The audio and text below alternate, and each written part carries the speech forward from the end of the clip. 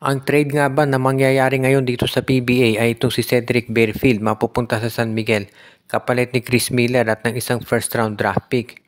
Ito kasing si Chris Miller ay ang taas ng potential niyan pero hindi lang nabibigyan ng minuto sa San Miguel. At mukhang ito si Barefield naman ay gustong maglaro para sa isang team na magko-compete sa playoffs at championship at mukhang ito si Barefield nga ay nababagay dito sa San Miguel Beermen.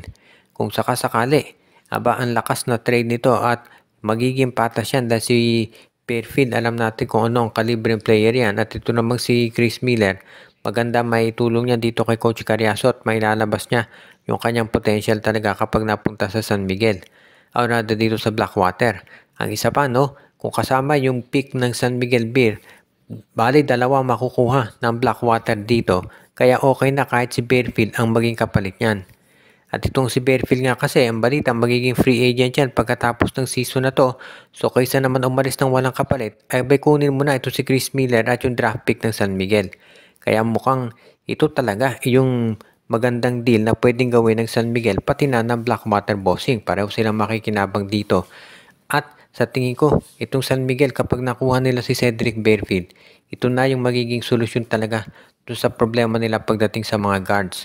Magkakaroon talaga sila nung matinding player na anytime pwede nilang puntahan pagdating sa scoring.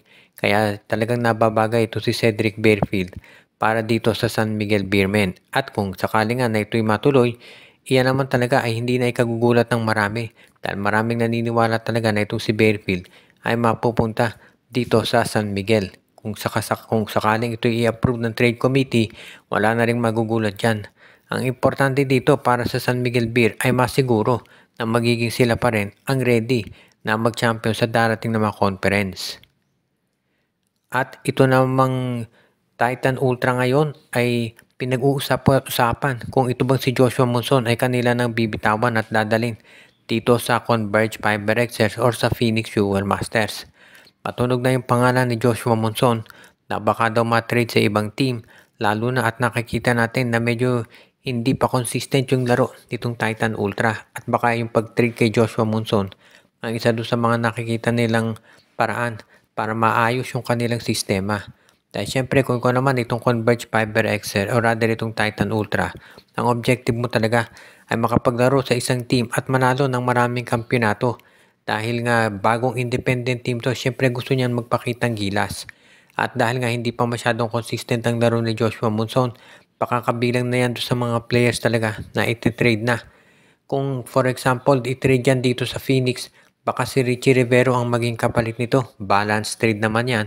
At itong si Rivero, maganda rin ang nilalaro ngayon para kay Coach Willie Wilson. Ang problema nga lang, parehong nag-i-struggle itong Phoenix at itong Titan Ultra. So kung magpapalit sila ng player, baka makatulong yan sa parehong koponan para mag-start over. At yan yung magandang halimbawa ng isang balancing trade, Richie Rivero for Joshua Monson. At kung ito yung mangyayari, itong si Joshua Monson, magkakaroon siya ng fresh start dito sa Phoenix Fuel Masters. At sigurado siya magiging main man dyan, kasama ni Kai Balungay at ni Jason Perkins. Sa panig naman, itong line-up ni Coach Willie Wilson, lalo silang magiging mas malakas pagdating pa ni Will Gosum. At kung ikaw naman, itong Titan Ultra, kapag nakuha mo si Richie Rivero, meron kang isang point guard na pwedeng magamit na sabi nga nila very cerebral to. Isa doon sa pinakamataas ang high IQ guard sa PBA kaya sigurado na ito yung magiging mas maganda ang nilalaro sa Phoenix.